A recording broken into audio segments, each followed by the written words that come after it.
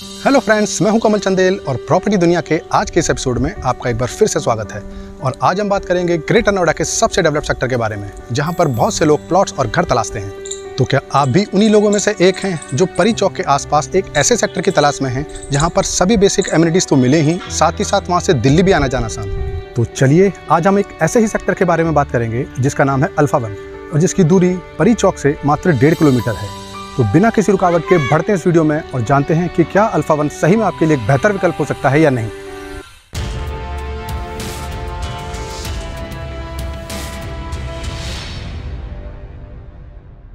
Alpha 1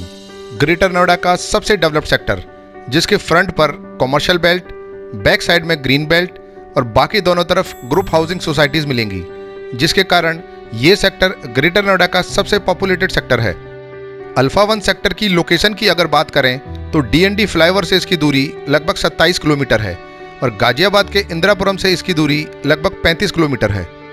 अगर बात करें ग्रीनरी की तो सेक्टर के बैक साइड में आपको 75 मीटर की एक वाइड ग्रीन बेल्ट मिलती है और इसके अलावा भी सेक्टर में आपको 10 छोटे छोटे पार्क भी मिलते हैं,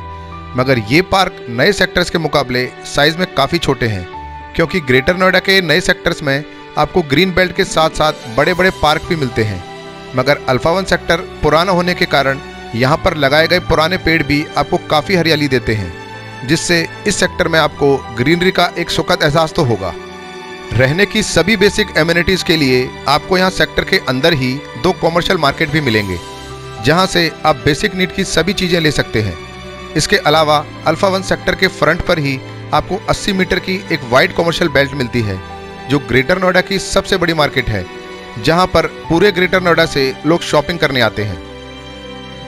अल्फा 1 सेक्टर ग्रेटर नोएडा का सबसे पहला सेक्टर है और इसकी दूरी भी परी चौक से मात्र 1.5 किलोमीटर है, जिसके चलते न केवल मेट्रो बल्कि और भी पब्लिक कन्वेंस की सुविधा इस सेक्टर में मिलती है और इसलिए दिल्ली से आने जाने वाले बहुत से लोग इस सेक्टर में प्लॉट लेना पसंद करते हैं। इस सेक्टर के आसपास अगर मेडिकल सर्विसेज की बात करें तो ग्रेटर नोएडा का सबसे बड़ा हॉस्पिटल, जिसे कैलाश हॉस्पिटल के नाम से जाना जाता है, वो यहाँ से मात्र 1.5 किलोमीटर है और छोटी मोटी डिस्पेंसरी और नर्सिंग होम आपको सेक्टर के अंदर ही मिल जाएगी, जिसके चलते मेडिकल फैसिलिटी के लिए भी आपको यहाँ चिंता करने की कोई ज़रूरत नहीं।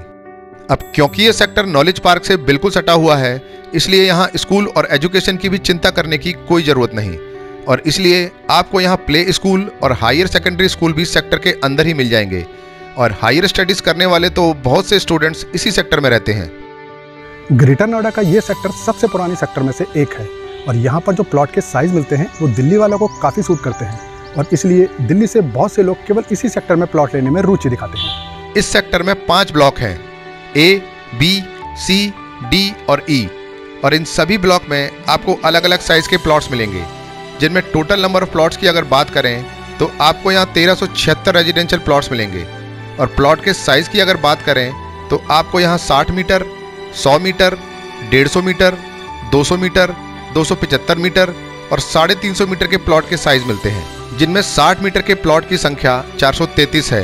100 मीटर प्लॉट की संख्या 404 है, मगर 150 मीटर के आपको यहाँ केवल 40 प्लॉट्स ही मिलेंगे। इसके अलावा 200 मीटर के 250 प्लॉट्स, 275 मीटर के 137 प्लॉट्स और 350 मीटर के 112 प्लॉट्स इस सेक्टर में मिलते हैं, जिसमें अधिकतर प्लॉट्स पर आपको मकान बने हुए ही मिलेंगे। प्लॉट के डायमेंशन की अगर बात करें तो 60 मीटर के प्लॉट का डायमेंशन 6x10 है, 100 मीटर के प्लॉट का डायमेंशन 7.2x14 है, 150 मीटर के प्लॉट का डायमेंशन 8x16 है, 200 मीटर के प्लॉट का डायमेंशन 10x20 है, 275 मीटर के प्लॉट का डायमेंशन 12x23 है और 350 मीटर के प्लॉट का डायमेंशन 14x25 है। सेक्टर पुराना होने के कारण इस सेक्टर में आपको 70 से 80% तक की ऑक्यूपेंसी मिलेगी, जो ग्रेटर नोएडा के दूसरे सेक्टर के कंपैरिजन में सबसे ज़्यादा है और इसके पीछे के कई कारण हैं, जैसे इसके आसपास ही मेट्रो कनेक्टिविटी का होना, एक बड़ी मार्केट होना और सबसे बड़ा कारण नॉलेज पार्क का होना, जिसके चलते बहुत से स्टूडेंट्स इस सेक्टर में पीजी की सुविधा का उपयोग करते हैं। इस सेक्टर में आपको 9 मीटर, 12 मीटर और 18 मीटर की रोड मिलती है, मगर सेक्टर भरा हुआ होने के कारण ये सभी रोड छोटी लगती हैं, क्योंकि यहाँ अधिकतर प्लॉट 60 मीटर के ही मिलते हैं, जो इस सेक्टर की डेंसिटी को बढ़ाते हैं। अब अगर आज की तारीख में यहाँ प्लॉट्स के रेट की बात करें तो 60 मीटर के प्लॉट की कीमत 55 लाख से 65 लाख है, 100 मीटर के प्लॉट की कीमत 80 लाख से 1 करोड़ है,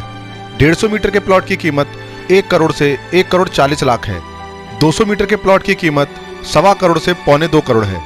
275 मीटर के प्लॉट की कीमत 1.5 करोड़ से 2 करोड़ है और 350 मीटर के प्लॉट की कीमत 1.25 करोड़ से 2.25 करोड़ है। और इन सभी रेट के अलावा आपको इसमें 650 रुपये पर स्क्वायर मीटर के हिसाब से ट्रांसफर चार्जेस और 6% के हिसाब से रजिस्ट्री चार्जेस भी देने पड़ते हैं। और ये सभी रेट आज की तारीख में ही एप्लीकेबल होते हैं। और यदि कोई ये वीडियो भविष्य में देखता है तो उस समय के रेट ज़्यादा भी हो सकते हैं और कम भी,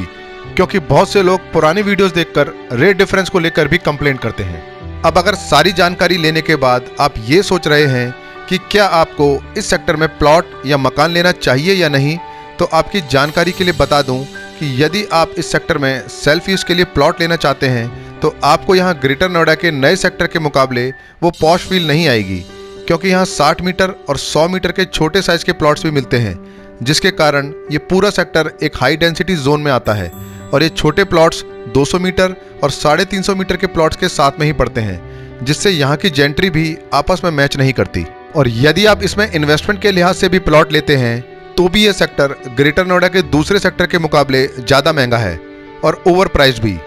तो अंत में मैं आपसे यही कहूँगा कि यदि आप यहाँ एक रेंटल इनकम के लिए प्लॉट लेना चाहते हैं जहाँ आप पीजी या और दूसरी सुविधाओं से रेंटल इनकम जनरेट कर सकें, तो ये सेक्टर आपके लिए सही है। अन्यथा इस सेक्टर में मैं आपको सेल्फ यूज़ या इन्वेस्टमेंट के लिए प्लॉट लेने की सलाह तो बिल्कुल नहीं दूंगा। दोस्तों, जो लोग मेरे इस चैनल को पहले से फॉलो करते हैं वो तो सभी जानते हैं कि मैं आप लोगों के हित की बात करता हूं, मगर जो लोग इस चैनल पर नए आते हैं वो लोग मेरे पुराने वीडियोस देखकर आज की तारीख में वो पुराने रेट एक्सपेक्ट करते हैं, जो कि तकनीकी रूप से मुमकिन नहीं है। इसलिए मेरी उन लोगों को सलाह है कि वो इस चैनल पर वो वीडियोज़ भी देखें जिसमें मैंने रेट बढ़ने के कारण बताए हैं, और साथ ही साथ ये भी बताया है कि भविष्य में ये रेट गिरना तो तय है। तो जितना हो सके इस वीडियो को लाइक कीजिए और ज़्यादा से ज़्यादा लोगों तक शेयर कीजिए, ताकि और लोग भी प्रॉपर्टी की दुनिया से अपडेट रहें। जय हिंद।